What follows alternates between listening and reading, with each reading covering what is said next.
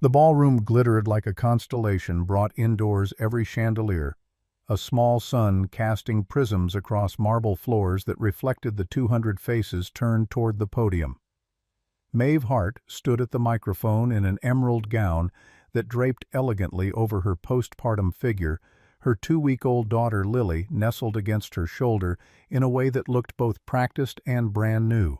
The room had fallen into the kind of silence that precedes revelation, the kind where even breath feels intrusive. In the third row, Garrett Blake's water glass tipped over ice, skittering across white linen as his hand jerked involuntarily. The woman beside him, Vivian Thorne, his wife of 3 months, his supposed fresh start, leaned away from the spreading puddle without taking her eyes off the stage. She didn't reach for his hand. She didn't whisper reassurance. She simply stared at the woman her husband had discarded, the woman who was about to rewrite everything they thought they knew about power, about worth, about the price of underestimating quiet strength. But that moment lived 3 months in the future. The story began on a Tuesday when rain fell like accusations, and the earth opened to receive a man whose secrets had outlasted his breathing. Portland's Forest Lawn Cemetery sat on 17 acres of manicured grief, where marble angels wept over the departed and ancient oaks provided shade for the living who still had to walk back to their cars. The funeral party for James Hart numbered 43 mostly elderly parishioners from Sacred Heart Community Church, where he'd volunteered to fix broken pews and leaking faucets for the better part of 3 decades. They huddled under black umbrellas that drummed with November rain, their faces arranged in expressions of practiced sorrow for a man they'd known as quiet, dependable, unremarkable in every way that mattered to the living. Maeve stood closest to the grave, 6 months pregnant under a black dress that had fit differently just last week. The baby kicked persistently against her ribs as if trying to remind her that death and life existed in the same breath, the same body, the same unbearable moment. Her hair hung in dark ropes down her back, soaked through because the umbrella she'd brought stayed furled in her hand. She'd stopped caring about being dry around the same time her father had stopped breathing 2 days prior when machines finally admitted defeat, and the steady beep of the heart monitor transformed into a scream. 5 feet away, Garrett Blake checked his phone for the 4th time in 10 minutes. He held his own umbrella with corporate precision angled to protect his charcoal suit from the worst of the downpour. The umbrella's circumference ended exactly at his shoulders. His wife still his wife, though the paperwork waited in his briefcase stood outside its shelter, rain darkening the fabric across her back. He thumbed through emails with the concentration of someone who'd mastered the art of being physically present while mentally calculating quarterly projections. The pastor spoke about James Hart in the abstract language reserved for men who leave small footprints. Faithful servant, dedicated father, man of quiet strength. The words evaporated in the rain before they could mean anything. Maeve watched a droplet trace the curve of her father's casket following the path down gleaming mahogany that probably cost more than his annual salary. She'd picked the expensive one. Not because James would have wanted it, he would have laughed at the waste, but because she needed something to absorb the rage that had nowhere else to go. Garrett shifted his weight, checked his watch. The gesture wasn't subtle. 3 people noticed. Maeve noticed, but didn't turn her head. She'd stopped turning her head toward Garrett sometime in the 3rd year of their marriage, when it became clear that turning required effort he would never match. The pastor invited attendees to share memories.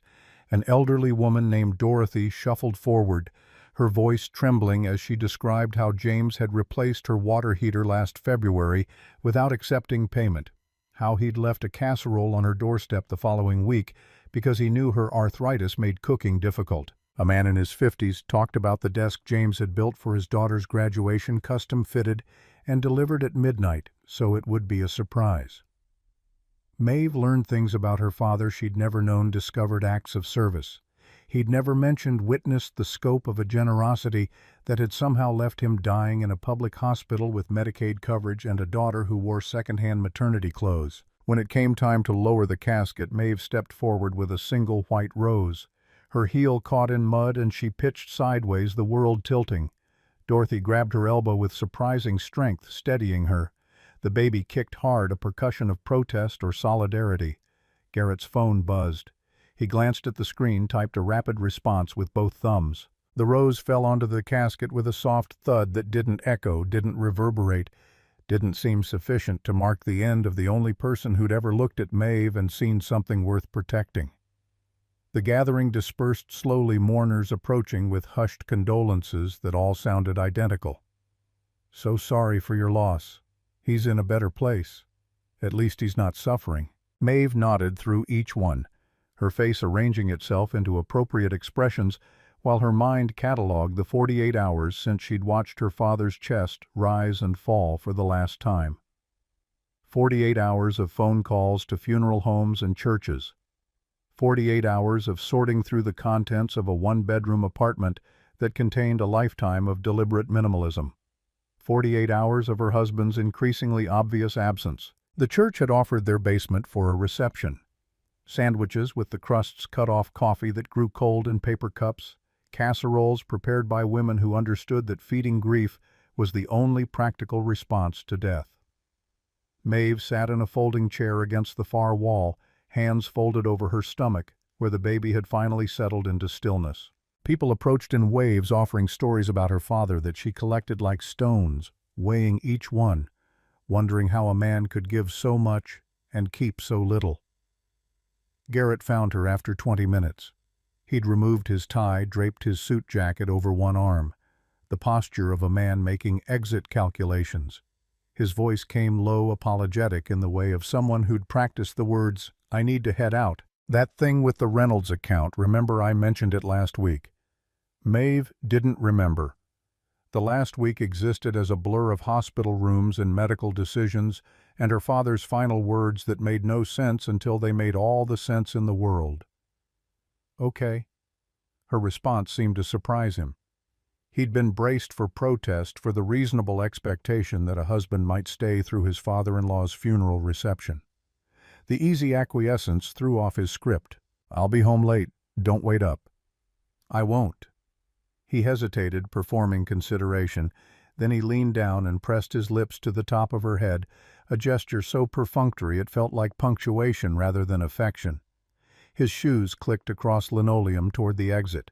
Dorothy watched him go with an expression that said more than any eulogy. Maeve sat in that basement for another 2 hours accepting condolences and listening to stories about a man who'd fixed everyone's problems except the fundamental one of dying too soon. She learned that he'd tutored kids in math at the library every Thursday, that he'd organized a fundraiser when the church roof leaked, that he'd paid for Mrs. Henderson's grandson's dental work without telling anyone until Mrs. Henderson mentioned it at quilting circle. Acts of generosity that seemed impossible for a man whose tax returns showed an annual income barely above poverty level. But Maeve had stopped questioning her father's magic years ago, stopped trying to reconcile the patient teacher who'd shown her how to change a tire at 12 with the janitor whose work uniform smelled of industrial cleaner and humble work. By 10 o'clock, she stood alone in her apartment, still wearing the damp funeral dress because changing felt like too much effort. The studio space she and Garrett had shared until 3 months ago, when he'd moved most of his belongings to crash at Davidson's place, while he figured things out, contained evidence of a life in transition.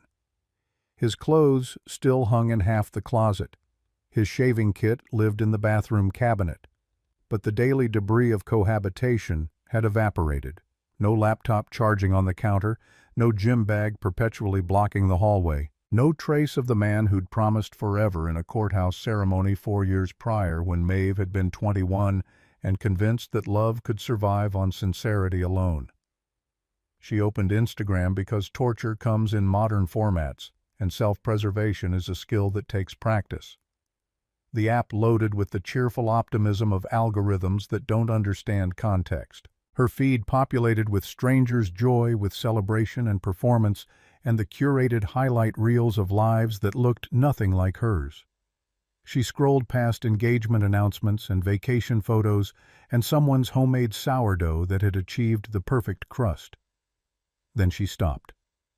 The photo appeared like a punch candlelight and wine glasses, and Garrett's face arranged in an expression she hadn't seen directed at her in years. He sat across from a woman whose beauty hit like a calculated weapon.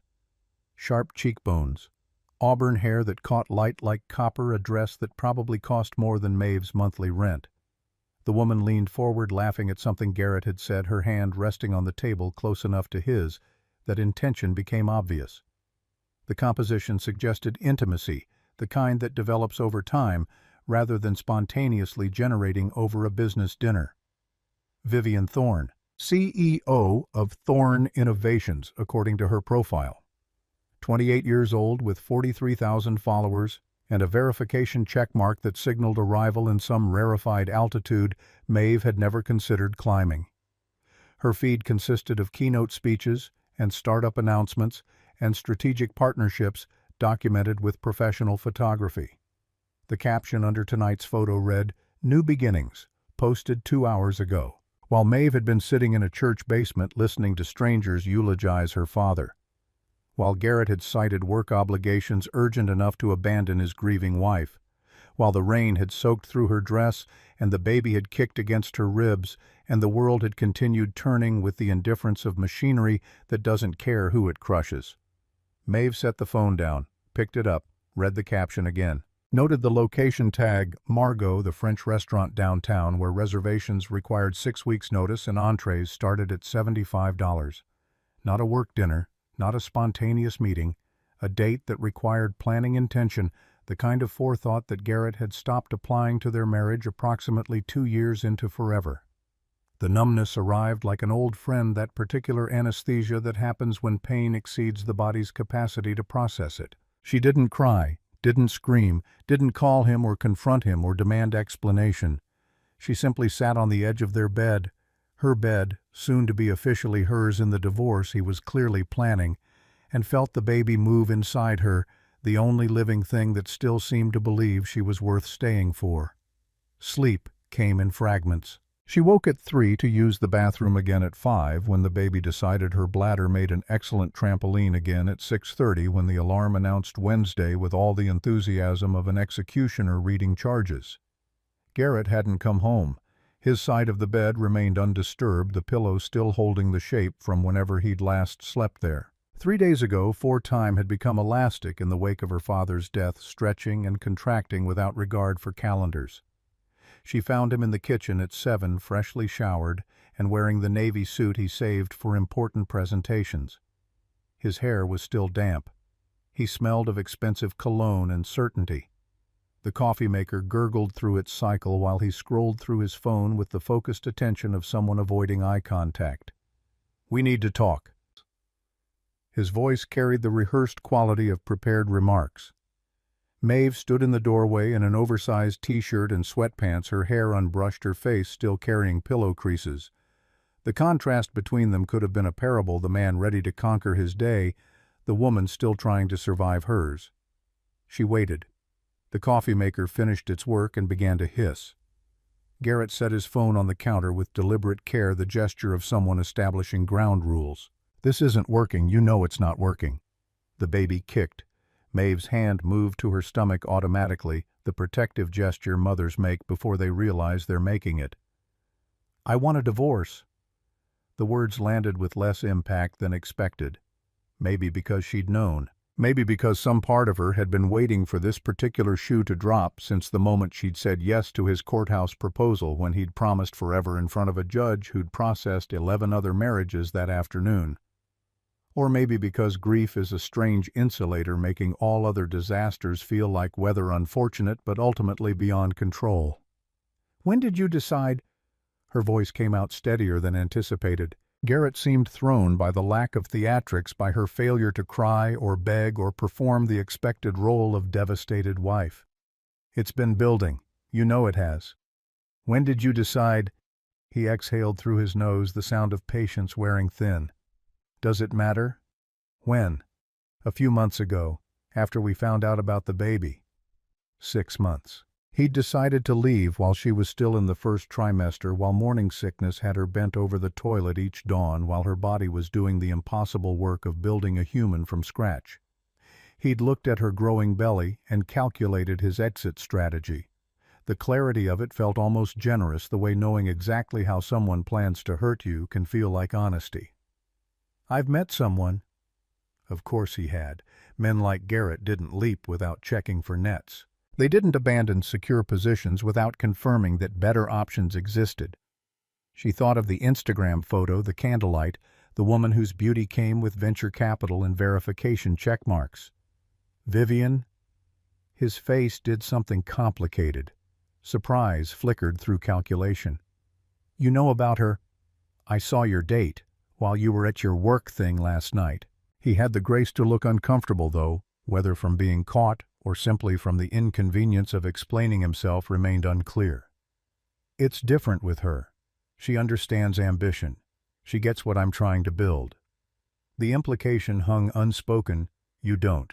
You, with your second-hand maternity clothes and your janitor father, and your complete failure to leverage connections or climb ladders or transform yourself into an asset worth keeping. You who spent 3 years editing my presentations without asking for credit, who managed our household on a budget that would embarrass most college students, who made yourself small enough to fit in the corners of my ambition without asking what might fill the corners of yours.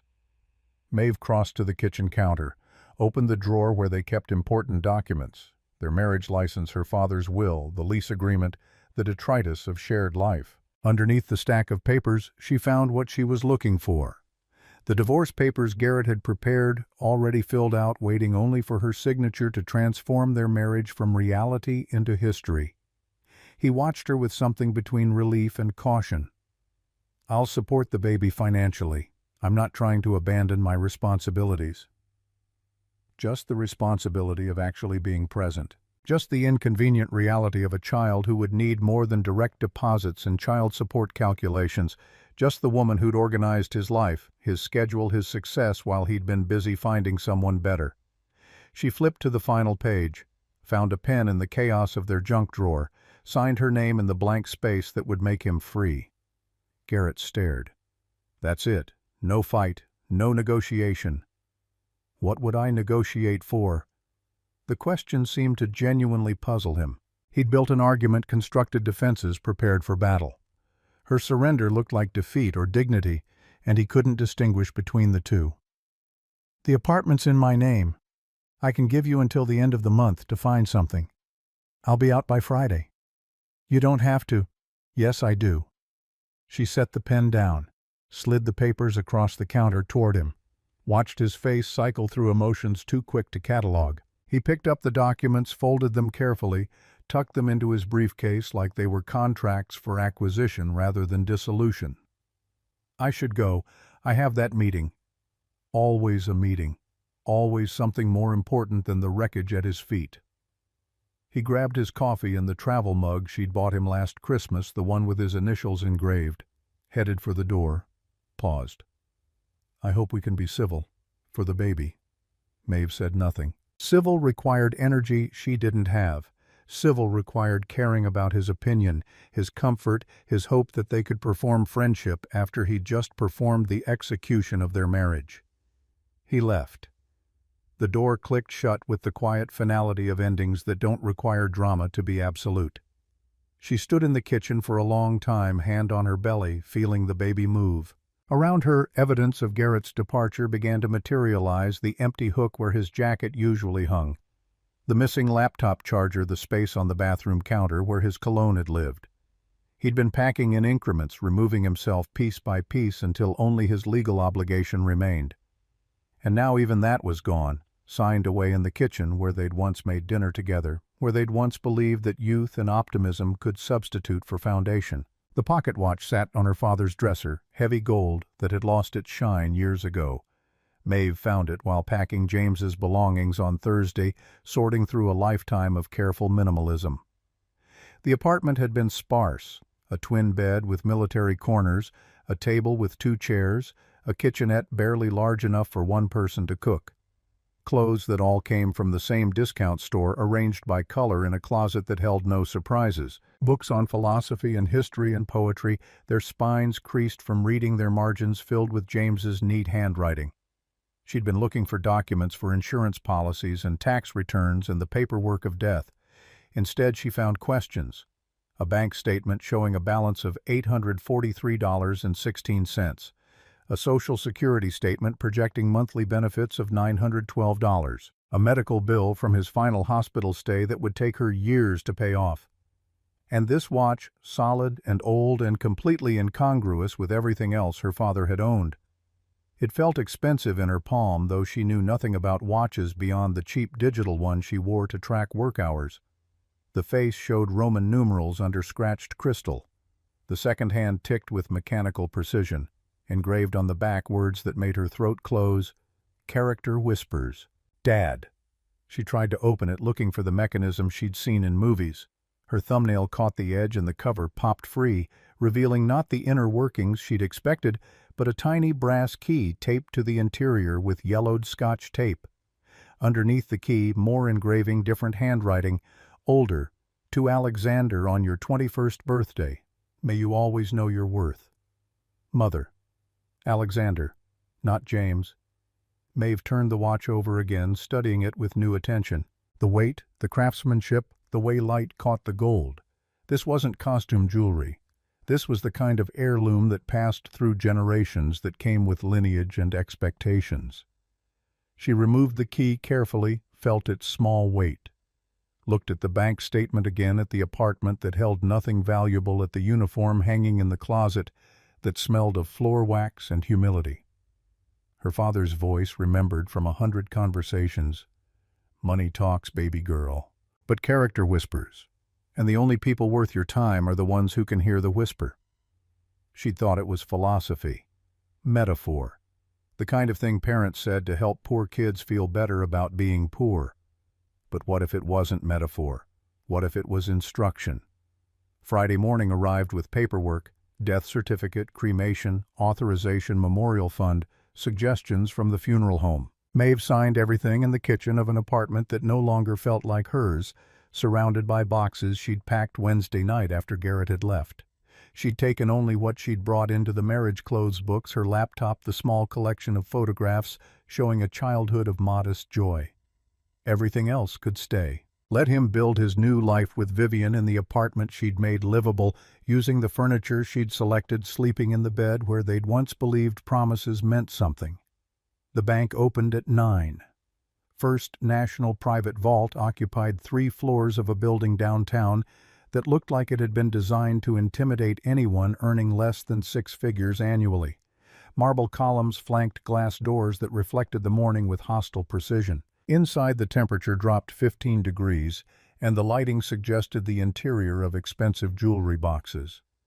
A receptionist sat behind a desk that probably cost more than Maeve's car. "I'm here about a safety deposit box." The receptionist looked up, assessed Maeve's Target clearance rack dress and second-hand shoes, and arranged her face into professional skepticism. "Do you have an appointment?" "My father recently passed, James Hart. I believe there's a box registered to him." Something changed in the woman's expression. She typed quickly, studied her screen, typed again. Her eyebrows rose fractionally. "Ms. Hart." "Yes. Mr. Pierce is expecting you." Maeve hadn't called ahead, hadn't made appointments, had simply followed the last instruction her father gave her, trusting that the man who'd raised her on janitor wages somehow had business at a bank that looked like it serviced pharmaceutical executives and tech CEOs. "If you'll follow me." They moved past the main banking floor, through a door that required a key card, down a hallway that felt deliberately intimidating in its silence. Every surface gleamed. Every piece of art probably cost more than her father's annual salary. Maeve followed, one hand on her belly where the baby had begun another round of acrobatics. The receptionist knocked on a door marked Private Client Services. A voice answered from inside, warm and textured by decades. "Come in." The man who rose from behind the desk looked like casting's idea of a distinguished banker. Silver hair, kind eyes, a suit that had been tailored by someone who understood fabric as architecture. He smiled at Maeve with recognition that felt impossible. "Ms. Hart, I'm Cornelius Pierce. I'm so very sorry for your loss." He gestured to a leather chair that probably cost what she paid in rent. Maeve sat carefully, trying not to look as lost as she felt. "I've managed your father's affairs for 32 years.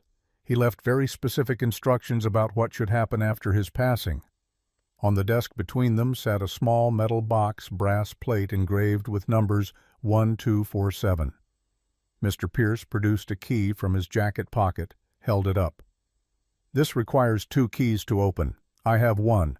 I believe you have the other." The brass key from the pocket watch felt suddenly heavy in her purse. She retrieved it, held it out. "Mr."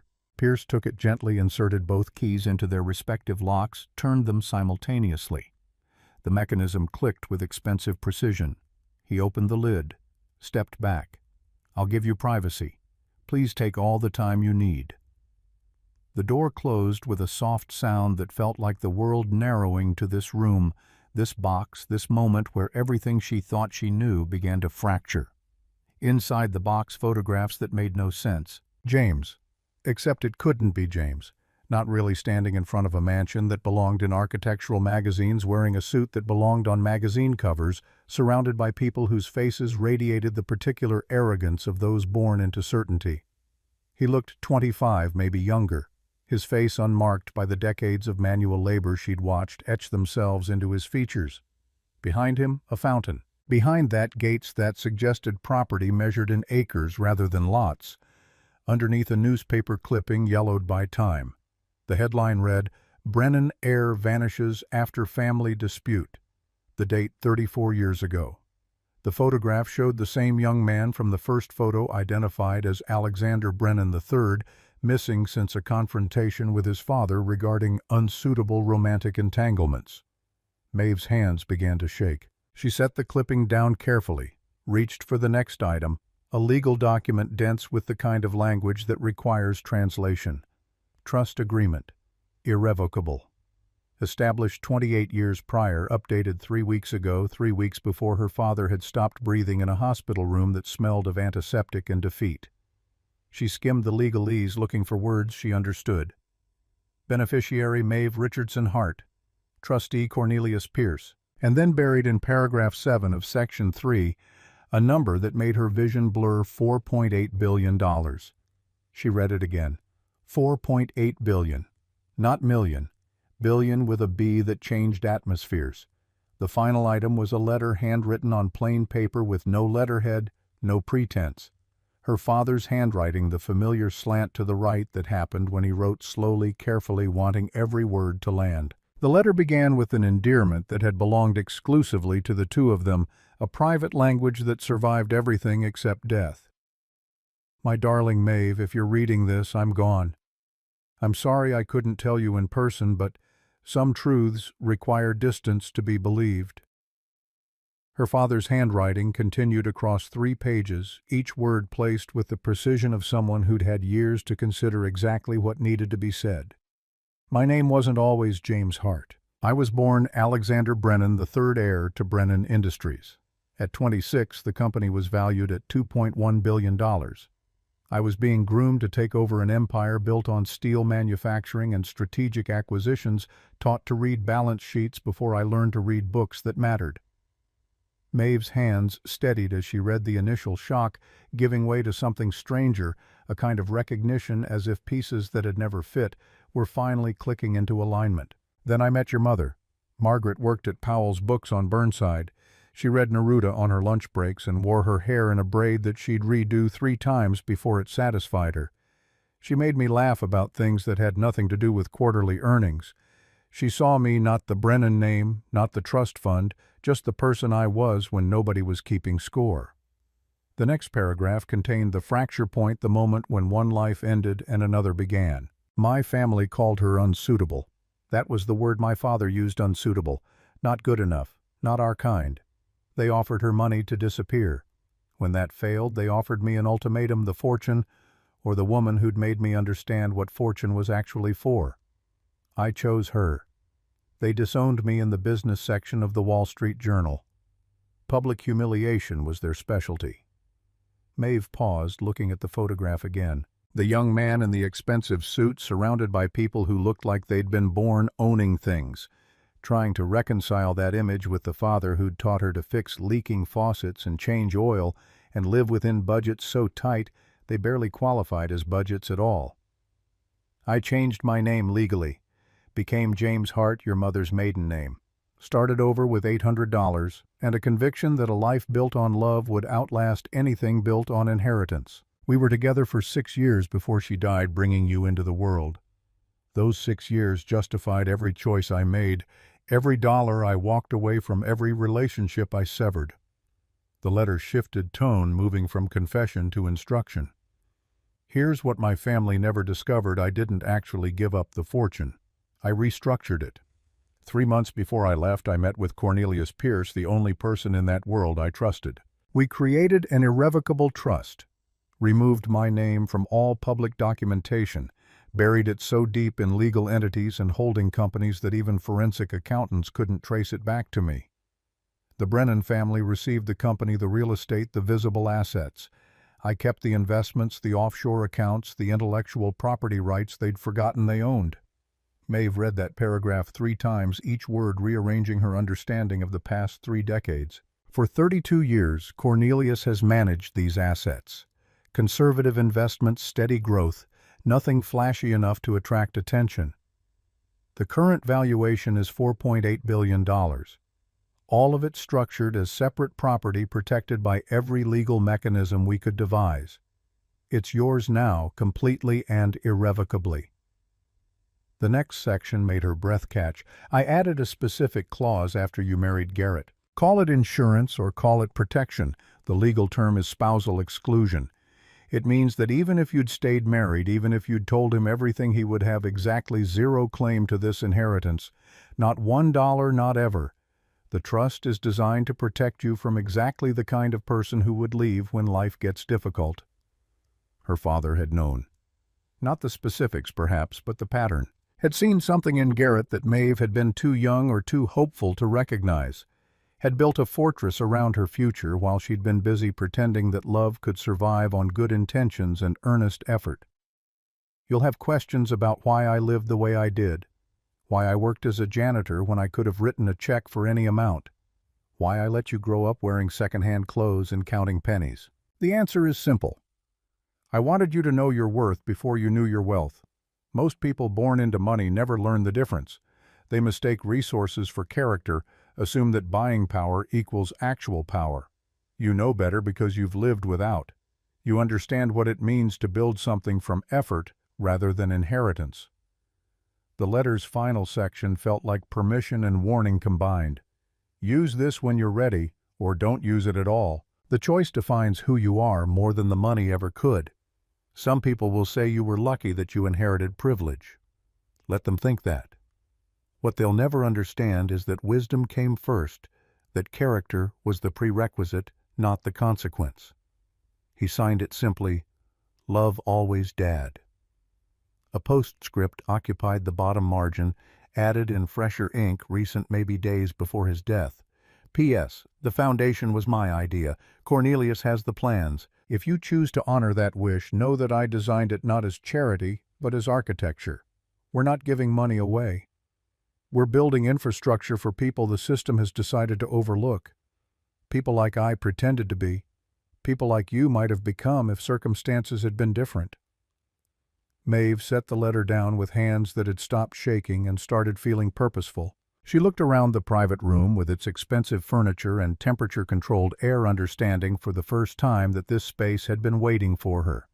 That her father had spent 3 decades preparing for exactly this moment when she would sit in a chair that cost more than a month's rent and decide what kind of person she wanted to be now that survival was no longer the primary concern. Mr. Pierce returned after exactly 15 minutes, his timing suggesting either remarkable intuition or security cameras Maeve hadn't noticed. He carried a leather portfolio, his expression carefully neutral in the way of professionals who've witnessed every possible human reaction to sudden wealth. Questions. Maeve's voice came out steadier than expected. This is real. All of it.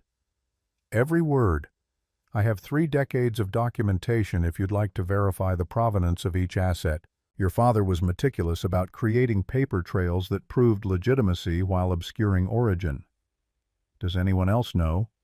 Only me, and now you. Your father's family believes he died in poverty, which was precisely his intention. They made no attempts to contact him after the first 5 years. As far as the Brennan family is concerned, Alexander Brennan III died of irrelevance decades ago. Maeve thought about the 400 people who'd attended her father's funeral, the humble ceremony, the second-hand stories about fixing water heaters and building desks, the man everyone had known versus the man who'd actually existed underneath the performance. He left instructions. Pierce opened the portfolio, revealing documents arranged with archival precision. Quite detailed ones, updated regularly as circumstances changed. The most recent revision occurred 3 weeks before his death after his diagnosis became terminal. He extracted a single page, passed it across the desk.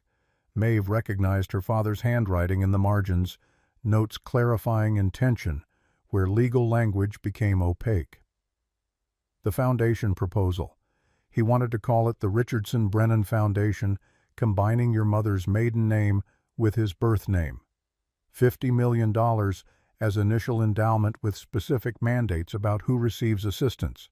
Single parents, first-generation college students, people rebuilding after catastrophic circumstances.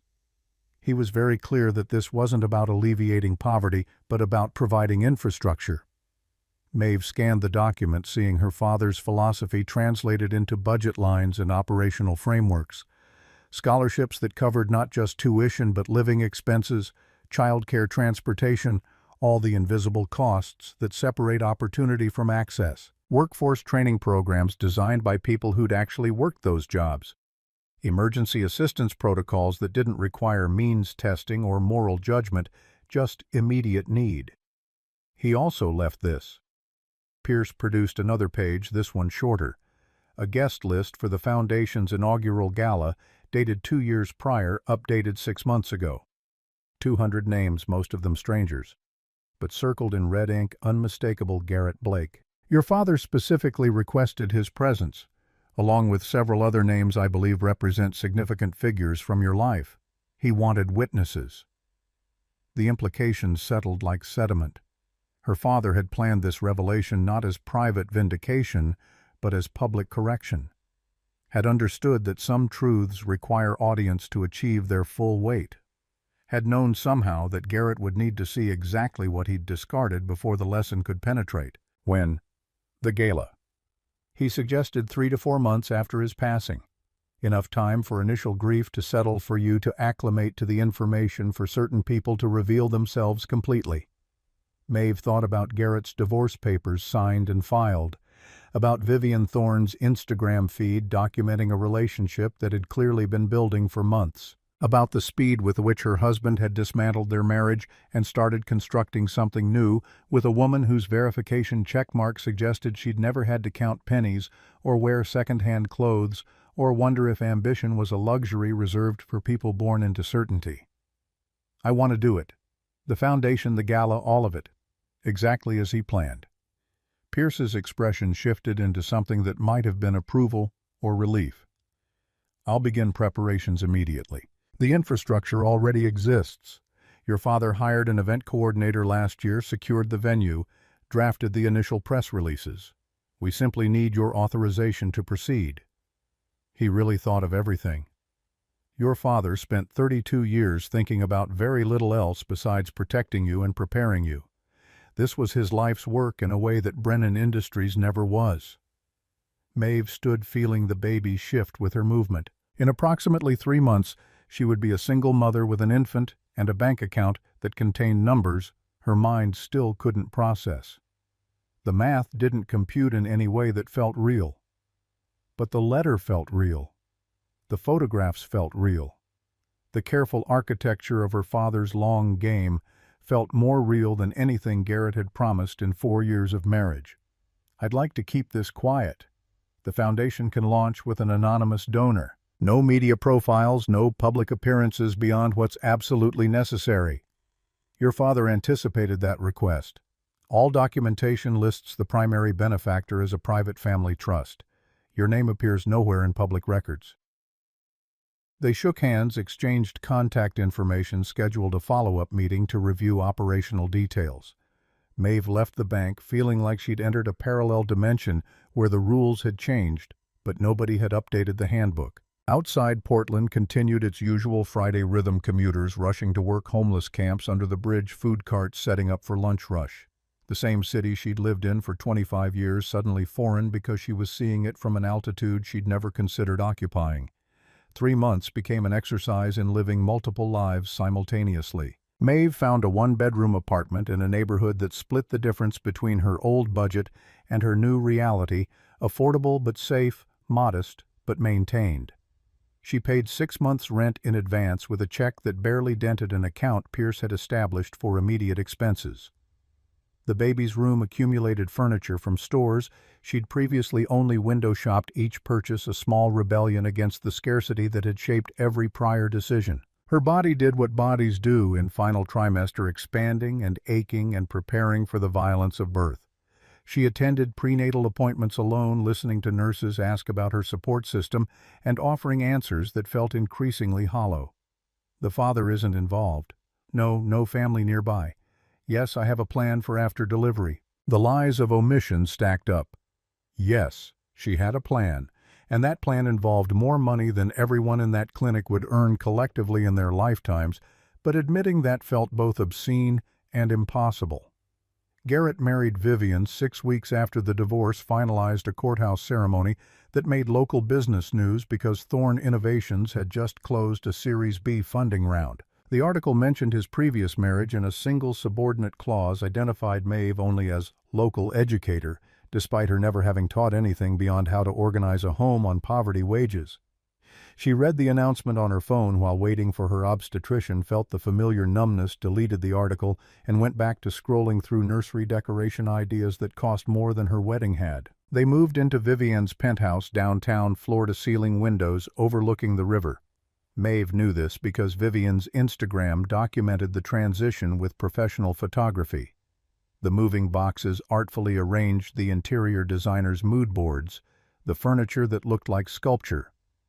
Garrett appeared in these posts wearing casual confidence, his arm around a woman who'd never looked at him and seen a compromise. The captions referenced new beginnings in partnership and building empire together.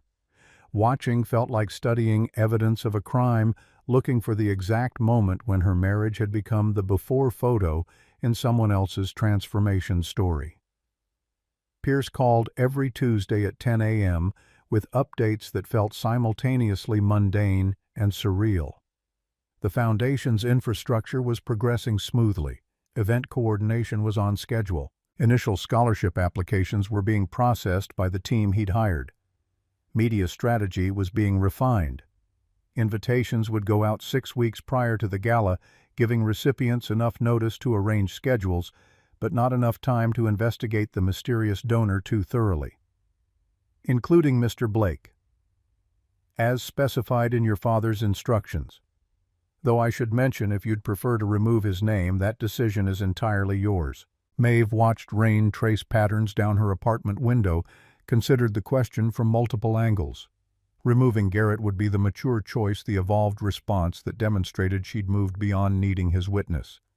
But her father had circled that name deliberately, had understood something about human nature and public reckoning that Maeve was only beginning to grasp. Keep him on the list. Very well. I'll ensure the invitation is appropriately worded. The foundation began its work quietly, almost invisibly. First, scholarships awarded to 12 students whose applications had broken Maeve's heart, and then rebuilt it. Single mothers pursuing nursing degrees, former foster youth studying engineering, immigrants navigating education systems designed to confuse them. She read every application personally, saw her own story reflected and refracted through different circumstances. These were people who understood that opportunity wasn't distributed fairly, that some of us started races already exhausted, while others began with tailwinds and head starts. Pierce handled operational details with the efficiency of someone who'd been preparing for this role for 3 decades. He hired staff, carefully prioritized people with lived experience of the struggles they were supposed to be addressing, built systems that didn't require applicants to perform poverty or prove worthiness, just demonstrate need and commitment. The foundation became what her father had envisioned, not charity, but infrastructure, not helping, but building. Local news picked up the story in late August. Mystery donor launches $50 million foundation.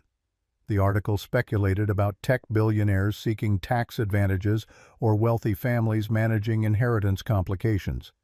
Nobody mentioned janitors. Nobody connected James Hart to Alexander Brennan because why would they? The invisible stay invisible until someone decides to adjust the lighting. Garrett saw the article.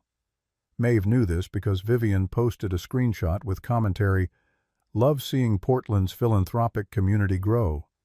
Garrett had liked the post, had probably scrolled past without thinking too deeply, because $50 million existed at an altitude he understood theoretically, but had never actually occupied. His world involved marketing budgets and quarterly projections and climbing ladders, not building foundations that could outlast generations. But then someone at his firm made a connection. Maeve learned about this through Pierce, who'd learned through the kind of informal intelligence network that exists when you've managed money for 30 years.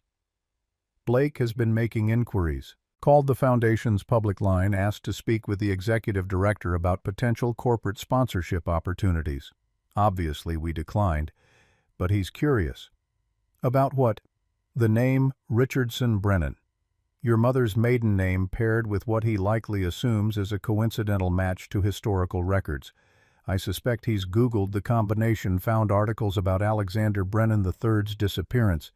He's probably trying to determine if there's a connection to you. Maeve felt something shift in her chest, a combination of satisfaction and something darker. Let him wonder. Let him lie awake, running calculations, trying to reconcile the woman he'd left with the possibility that she'd been connected to wealth he couldn't fathom. Let curiosity do its work. Should we be concerned about him attending the gala? Pierce's voice carried dry amusement. I think Mr. Blake's attendance will prove educational for everyone involved. Your father certainly thought so. The invitation arrived at Garrett's penthouse 6 weeks before the event, heavy cardstock with embossed gold lettering. Maeve never saw it directly, but she saw Vivian's Instagram story that night, a photo of the invitation artfully arranged on marble countertop champagne glass in frame. Honored to support Portland's philanthropic community. The story disappeared after 24 hours, but the knowledge remained they were coming. Would witness whatever her father had orchestrated. Would participate in a revelation that Garrett still couldn't predict. Labor began on a Tuesday 3 weeks before the gala, and precisely on her due date because apparently some things in life occur with perfect timing. Maeve called Pierce from the hospital because calling anyone else felt more complicated than she had energy for. He arrived within an hour, sat in the waiting room with a book and patient resolve. Played the role of family because family was whoever showed up when showing up mattered. Lily arrived after 14 hours, weighing 7 pounds and 2 ounces, with dark hair that stuck straight up and lungs that announced her displeasure at being evicted from her comfortable situation. Maeve held her daughter and felt the particular devastation of love that arrives without conditions, that asks nothing, and gives everything, that makes every prior relationship feel like practice for this moment of absolute commitment. Pierce visited the next morning, brought flowers that probably cost what most people spent on weekly groceries. Stood at the window holding Lily with the careful competence of someone who'd done this before decades ago with his own children. She looks like your father, the eyes especially. Maeve saw it too, the particular shade of brown that caught light differently depending on mood that James had passed to her, and she'd apparently passed to Lily. Generations of seeing clearly, of watching carefully, of understanding that the world reveals itself to people patient enough to pay attention. Did he know that Garrett would leave? Pierce kept his attention on Lily, his voice quiet enough that Maeve had to strain to hear. He knew patterns, knew that certain people reveal themselves when circumstances become inconvenient. He hoped to be wrong, prepared as though he'd be right. The spousal exclusion clause. He added that after we married, 3 months after your wedding, spent considerable time with estate attorneys making absolutely certain it was ironclad. He didn't want Garrett specifically excluded. The language applies to any spouse, current or future. But yes, I believe your husband's character informed the urgency. Garrett sent flowers to the hospital, arrangement so generic it could have been selected from a catalog. The card read, "Congratulations on your daughter, GB." Not even enough effort for a full name, just initials. like he was signing a memo. Maeve put the flowers in the bathroom where she wouldn't have to look at them, focused instead on learning how to keep a human alive through sheer determination and sleep deprivation. She left the hospital 2 days later with Lily in a car seat that had required watching 3 YouTube videos to install correctly. Drove to her apartment at 5 miles below the speed limit, terrified that every other driver on the road was specifically trying to kill them both. Set up camp in her one-bedroom with supplies that Pierce's assistant had arranged, diapers and formula and the kind of baby gear that came from stores she'd never entered. Spent the next 2 weeks learning that newborns sleep in random increments, that breasts could hurt this much, that love and exhaustion could occupy the same space without canceling each other out. The gala loomed 2 weeks away, then 10 days, then a week. Maeve pumped breast milk and stored it in careful portions arranged for a nurse Pierce had hired to stay with Lily during the event. Tried on the emerald dress that had been custom-made to accommodate postpartum bodies, stared at her reflection, and saw someone she almost recognized, tired but determined, softer in some places and harder in others, fundamentally altered by birth and grief and knowledge that wealth didn't heal wounds so much as change which problems required solving. Pierce arrived the night before with final details, sat in her living room while Lily slept in the bassinet, and reviewed logistics with the precision of someone planning military operations. 200 confirmed attendees. Media will be present for the first 30 minutes. Foundation announcement, your father's story, general philanthropy coverage. They'll depart before your speech, which is when things become more personal. Garrett confirmed, both Mr. Blake and Ms. Thorne. They'll be seated in the 3rd row, close enough to see everything clearly, but not so close it feels targeted. Targeted. As though what her father had planned was anything other than deliberate surgical strike precision, guided toward maximum educational impact. I've prepared remarks based on your father's notes. You're welcome to revise or ignore them entirely. But he had specific language he wanted, included particular phrases he felt carried weight. Pierce handed her a folder. Inside, her father's handwriting covered page after page, not a speech so much as a philosophical framework, thoughts on wealth and character, and the particular obligation that comes with inheriting anything worth keeping. Maeve read through tears that made the ink blur, hearing his voice in every careful sentence. One section had been underlined 3 times. Money shouts, character whispers. The people worth knowing are the ones who can hear both and choose to listen to the quieter one. She would say that. Would stand in front of 200 people and deliver her father's final lesson to a room that included the man who'd proven exactly which voice he'd been listening to all along. What if I can't do this? What if I get up there and freeze? Pierce's expression carried 30 years of watching people discover reserves they hadn't known existed. Your father never asked you to perform strength. He asked you to stand in truth. Truth is considerably easier. It doesn't require acting. The night before the gala, Maeve couldn't sleep. Lily woke every 3 hours demanding food, which was actually a relief because it gave the insomnia structure and purpose. Between feedings, she read her father's letter again, studied the photographs of young Alexander Brennan, tried to reconcile the wealthy heir with the man who'd taught her that changing oil was an act of self-sufficiency and economic resistance. Somewhere across town, Garrett and Vivian were probably sleeping in their penthouse, unaware that tomorrow would rearrange their understanding of value and worth and the cost of misjudging people who stay quiet, not from weakness, but from strategy. The thought should have brought satisfaction, some preview of vindication. Instead, Maeve felt something closer to sadness, not for herself, but for the person Garrett would discover he'd been all along the moment the lighting changed, and he had to see his own reflection clearly. Dawn arrived with Lily's crying and the particular anticipation that precedes irreversible moments. Maeve fed her daughter, showered with the efficiency of new mothers who've learned to accomplish hygiene in under 4 minutes, laid out the emerald dress that would become the costume for her father's final performance. The diamond necklace that had belonged to her grandmother, Alexander Brennan's mother, a woman Maeve had never met, but who'd apparently possessed the kind of taste that outlasted market crashes and family scandals. The nurse arrived at 4 p.m. credentials. Immaculate references, impeccable. Hired to keep one human alive while another delivered a message that had been 34 years in preparation. Maeve kissed Lily's forehead, whispered promises she hoped were true, and climbed into the car Pierce had sent to transport her to the venue where 200 people waited to learn that quiet didn't mean powerless, that absence of display didn't indicate absence of resources, that some inheritance runs deeper than money and proves more durable than any trust fund. The ballroom waited like a stage set, every detail calibrated for maximum impact. Maeve stood in the private room adjacent to the main space, watching through one-way glass as guests arrived in their formal wear and careful positioning. She could see Garrett and Vivian entering, could track their progress to assigned seats, could observe the way they moved through space like people who'd never questioned their right to occupy it. Pierce appeared at her elbow, offering water she didn't want and reassurance she desperately needed. "Your father would be proud. Not of the money or the foundation or any of the visible architecture. Proud that you chose to show up when hiding would have been easier." Maeve adjusted the necklace, felt its weight settle against her collarbone, held Lily's receiving blanket like a talisman, the soft fabric still carrying her daughter's particular scent.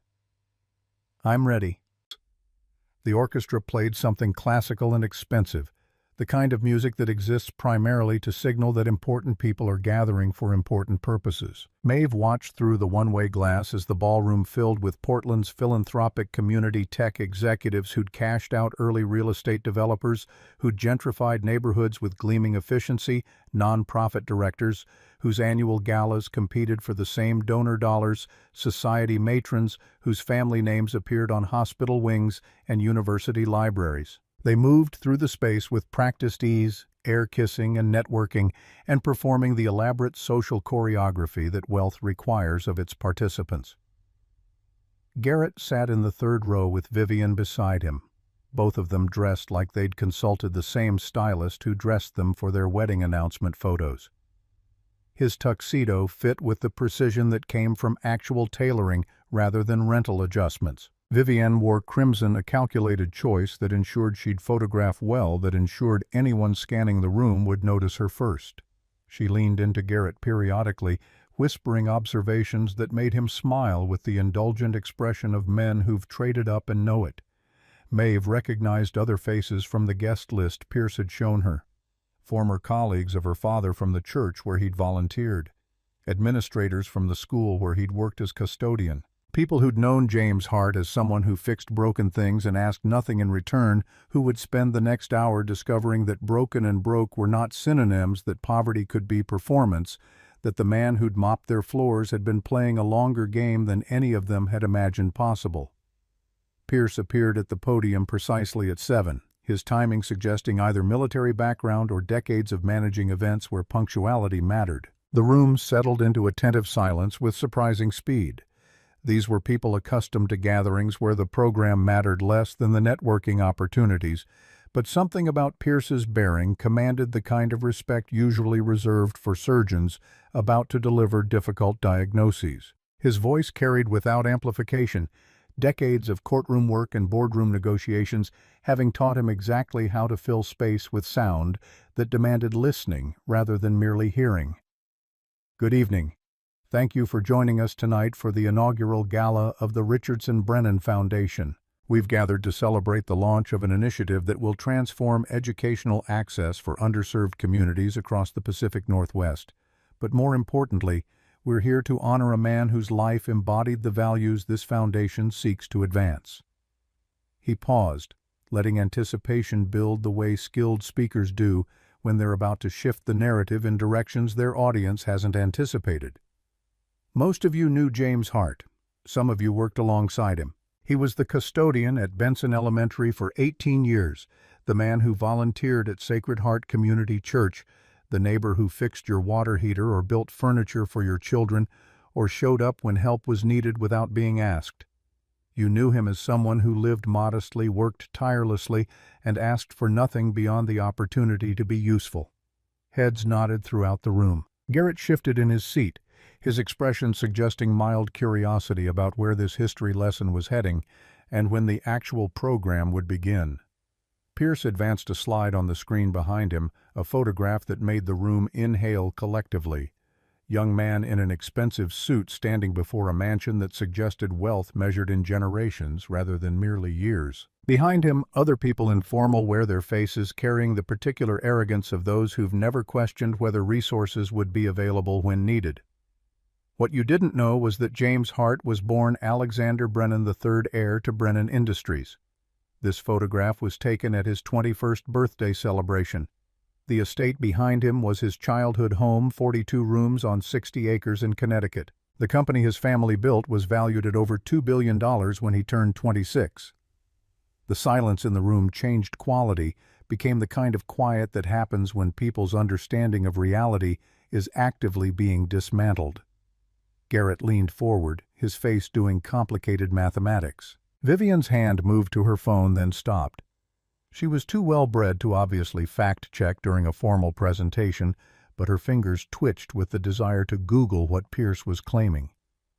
In 1990, Alexander Brennan made a choice.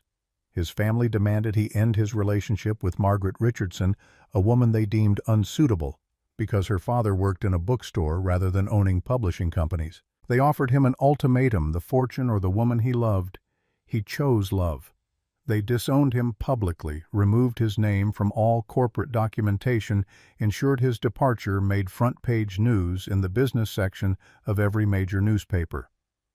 Another slide, a yellowed newspaper clipping the headline, clear even from the back row, "Brennan heir vanishes after family dispute."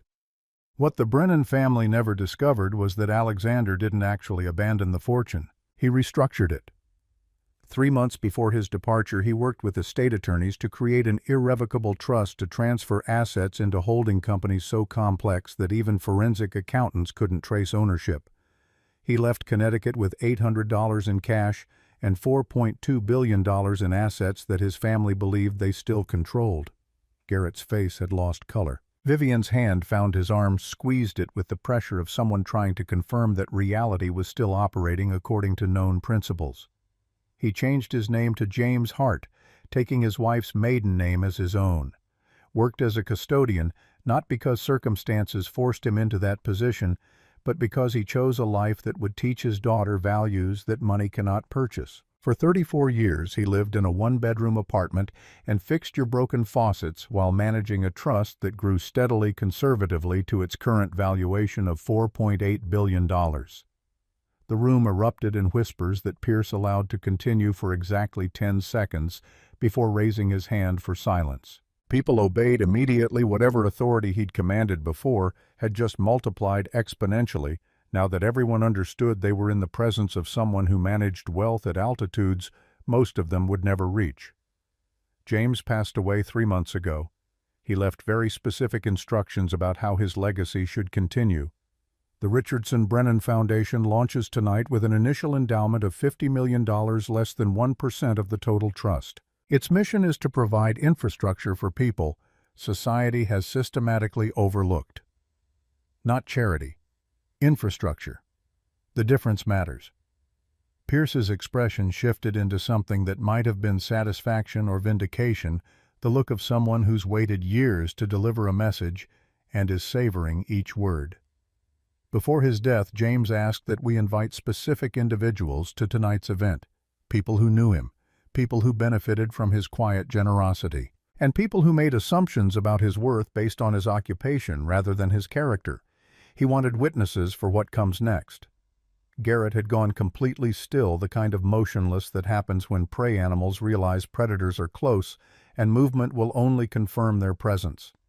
Vivian was openly using her phone now, propriety abandoned in favor of verification. Her face suggested she was finding exactly what Pierce had claimed was watching her husband's former father-in-law transform from deceased custodian into billionaire ghost. It is my great honor to introduce the founder and primary benefactor of the Richardson Brennan Foundation, a woman who grew up believing her father was poor because he wanted her to understand that poverty and worthlessness are not synonyms. A woman who learned to value character over currency because she witnessed daily what that choice actually costs. A woman who now controls one of the largest private fortunes in the Pacific Northwest and has chosen to use it exactly as her father intended, to build infrastructure for people who deserve better than the circumstances into which they were born. Pierce stepped aside from the microphone, gestured toward the side entrance where Maeve had been waiting with 2 weeks' worth of terror and anticipation compressed into the moment before irreversible action. "Please welcome Maeve Hart." The applause started uncertain, grew confident as Maeve appeared carrying Lily against her shoulder. She'd planned to leave her daughter backstage, had arranged for the nurse to keep her comfortable during the program. But at the last moment, standing in that private room watching Garrett's face cycle through incomprehension and dawning horror, she'd understood what her father had actually been orchestrating. Not revenge, education. The kind of lesson that required visual aids to penetrate completely. So she carried her 2-week-old daughter across the ballroom floor in an emerald gown that cost more than 3 months of her previous rent, wearing a diamond necklace that had belonged to a grandmother she'd never met. Walking with the careful steps of someone whose body was still recovering from the violence of birth, but whose mind had achieved absolute clarity about what this moment required. The room didn't gasp. Gasps were too obvious, too theatrical for people trained in maintaining composure regardless of circumstances. But the quality of attention changed, became the kind of focus usually reserved for disasters unfolding in real time. Every eye tracked her progress to the podium.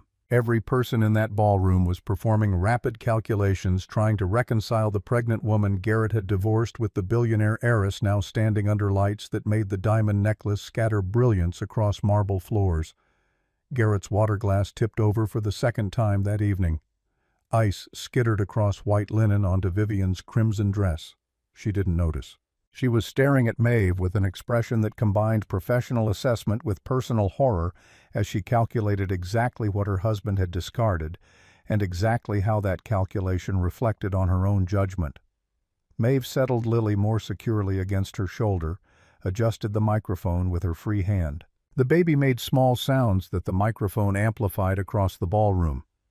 Tiny grunts and sighs that reminded everyone present that this was not merely theater, that consequences had occurred, that choices made 3 months ago had resulted in an infant who would grow up knowing her father had chosen departure over difficulty. Her voice came out steadier than she'd expected, muscle memory from years of managing Garrett's household, helping her project calm authority even while her heart hammered against her ribs. "Thank you, Mr. Pierce, and thank you all for being here tonight.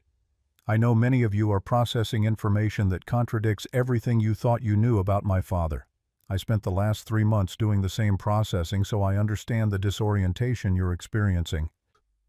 Polite laughter rippled through the crowd, the kind of social lubricant people deploy when they're not sure what emotion is appropriate, but know that some response is required.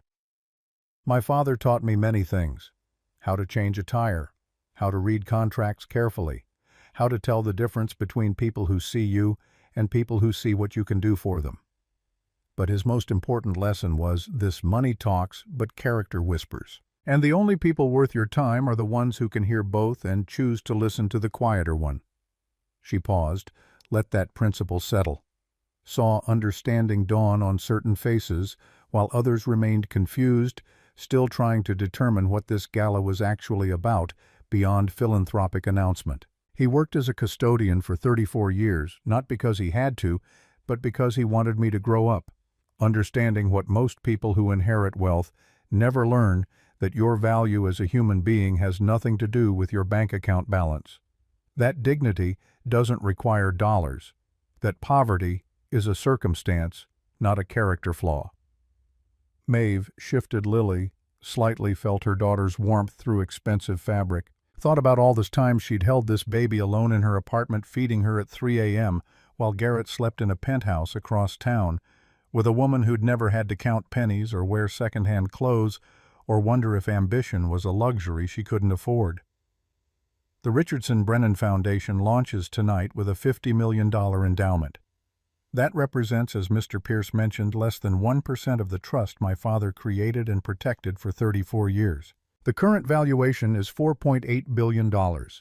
She delivered that number with the same inflection she might use to mention the weather, watching it detonate across the room in expressions of shock and calculation and rapid social recalibration as people who'd been kind to her out of pity realized they should have been kind out of principle.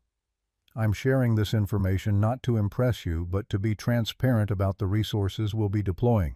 This foundation exists to build infrastructure for people society has decided to overlook. Single parents, first-generation college students, people rebuilding after circumstances that weren't their fault. We're not interested in charity that makes donors feel virtuous. We're building systems that actually change outcomes. The applause started again, more genuine this time, as people recognized they were witnessing the launch of something that would matter, that would appear in news coverage and annual reports, and the kind of philanthropic databases that tracked who was giving money to what causes, with what level of sophistication. Maeve waited for silence, then continued with the section of her speech that her father had written specifically for this moment, for this audience, for the people who needed to hear what came next. There's one more thing I need to share. It's personal, but my father felt it was important enough to include in his instructions for tonight. Garrett had gone completely rigid, his posture suggesting he knew what was coming and was bracing for impact anyway, because knowing and experiencing were different categories of pain. When I married 4 years ago, my father added a clause to the trust. Legal language calls it spousal exclusion. What it means in practical terms is this.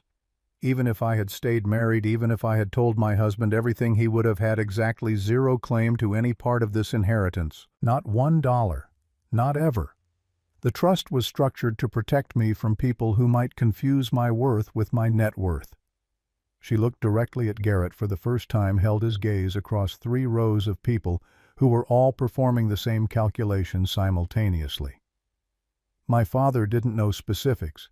He didn't know my marriage would end 3 days after his funeral. He didn't know I'd be sitting in a church basement while my husband took another woman to dinner at the kind of restaurant we could never afford together. But he knew patterns. He understood that some people reveal themselves when circumstances become inconvenient, when performance becomes difficult, when staying requires actual sacrifice rather than merely pleasant companionship. Vivian's face had achieved an expression Maeve recognized from her own mirror 3 months prior, the look of someone realizing they'd been performing in someone else's script without understanding the plot. So to anyone in this room who made assumptions about my father based on his occupation about me, based on my circumstances about worth, based on visible wealth, I hope tonight has been educational.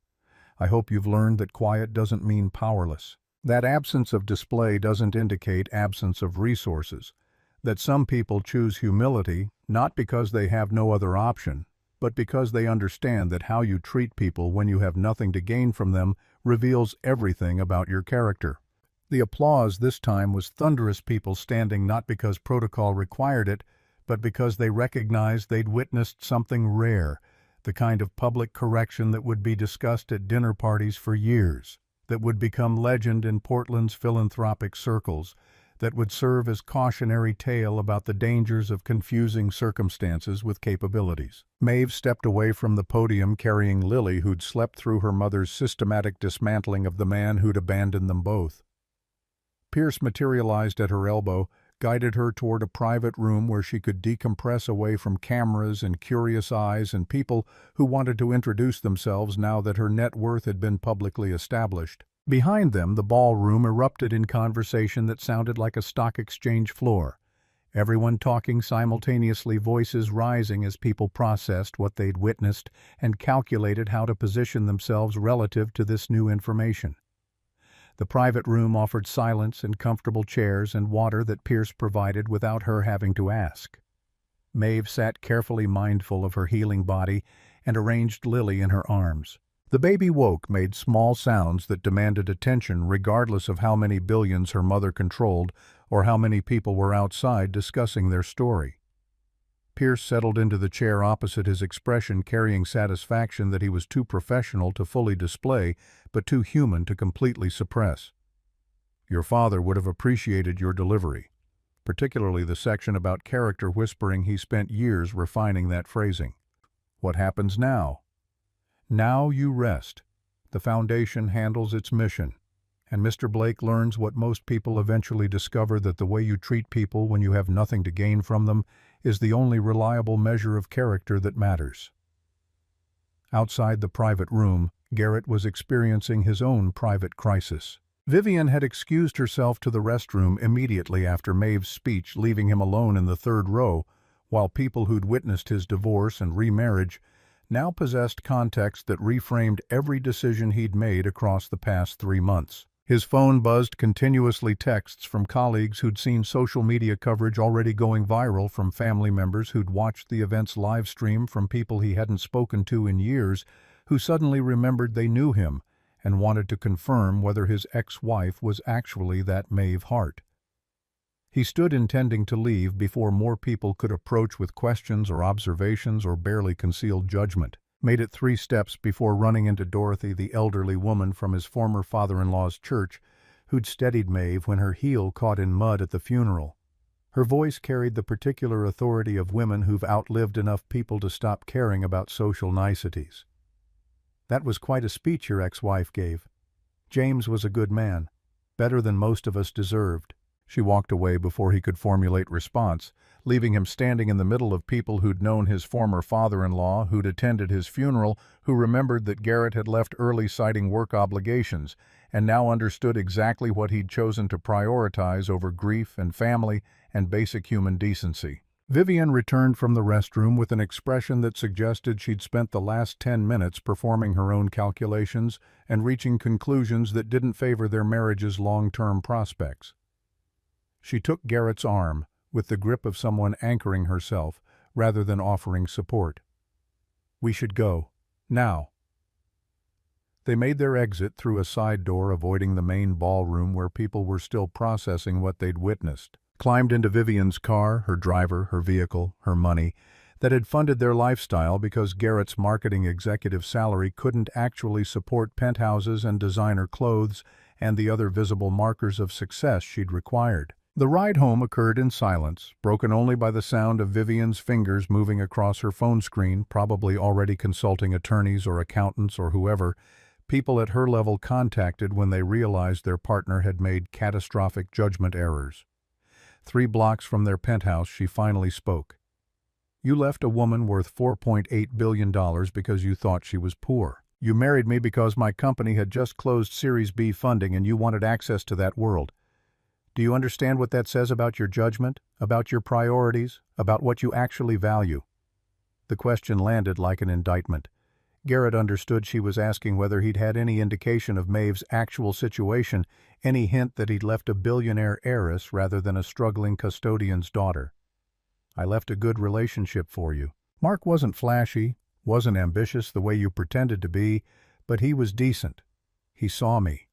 You saw my verification checkmark, and my investor connections, and my potential to elevate your career." The car pulled into their building's underground garage. Vivian exited without waiting for response, heels clicking across concrete with the rhythm of someone who'd already made decisions and was simply going through the motions of letting Garrett catch up to conclusions she'd reached. Their penthouse felt different now. The floor-to-ceiling windows that had seemed like achievement markers now looked like transparent walls, broadcasting their presence to a city that had just learned exactly how badly Garrett had miscalculated. Vivian poured herself whiskey from the bar that her interior designer had stocked, drank it standing at the window overlooking river lights that reflected off dark water like scattered accusations. "I'll have my attorney draw up papers. You can stay through the end of the month while you find your own place." The words replicated almost exactly what Garrett had told Maeve 3 months prior, the same cold efficiency, the same assumption that relationships could be dismantled like furniture being moved out of shared space. He felt the particular irony of experiencing his own tactics deployed against him with surgical precision. She walked to their bedroom. Her bedroom, he realized, the penthouse lease entirely in her name because his credit wouldn't support this address. Started pulling his clothes from the closet with efficient violence, throwing them onto the bed in piles that represented the dismantling of the life he'd thought he was building. "I'll have movers pack your things tomorrow. My assistant will coordinate with you about timing." Garrett stood in the doorway watching his marriage end exactly the way his previous one had, with cold calculation and the recognition that he'd served whatever purpose he was supposed to serve, and was now simply occupying space that could be better utilized. He left that night, took a rideshare to a hotel because he had nowhere else to go and because staying would only prolong the inevitable. Checked into a room that cost $200 per night and sat on polyester bedding, staring at his phone where social media had already turned tonight's gala into the kind of viral moment that defined seasons. Video clips showed Maeve's speech, her voice steady as she explained spousal exclusion to a room full of people who now understood exactly what Garrett had forfeited. Comment sections filled with opinions. Imagine leaving a billionaire because you thought she was poor. And, that baby deserves better than a father who only shows up when there's money involved. The next morning arrived with email from his employer, the marketing firm where he'd worked for 6 years. The message came from his direct supervisor, language carefully neutral in the way of corporations protecting themselves from litigation. Given recent events that have impacted the firm's reputation and client relationships, we believe it's in everyone's best interest if you pursue opportunities elsewhere. We're prepared to offer 3-month severance in exchange for your resignation, effective immediately. He typed out his resignation before he could overthink the implications. Spent the rest of the morning scrolling job listings and recognizing that his LinkedIn profile now contained a narrative gap he couldn't explain without admitting catastrophic judgment. The weeks that followed blurred into a montage of systematic collapse. Vivian's movers packed his belongings into boxes that filled a storage unit he could afford for approximately 2 months. He found a studio apartment in a neighborhood he'd previously driven through without noticing, the kind of place where people paid rent month to month and nobody asked questions about employment history. It cost $800 monthly, had a kitchenette barely large enough for one person to stand a bathroom where the shower leaked directly onto the floor. 1 year later, Maeve sat in her apartment reading Forbes. The magazine had published a profile, "The Philanthropist You've Never Heard Of," with a photograph of her at a scholarship ceremony, Lily on her hip, both of them looking at a student who'd just learned she could afford to continue nursing school.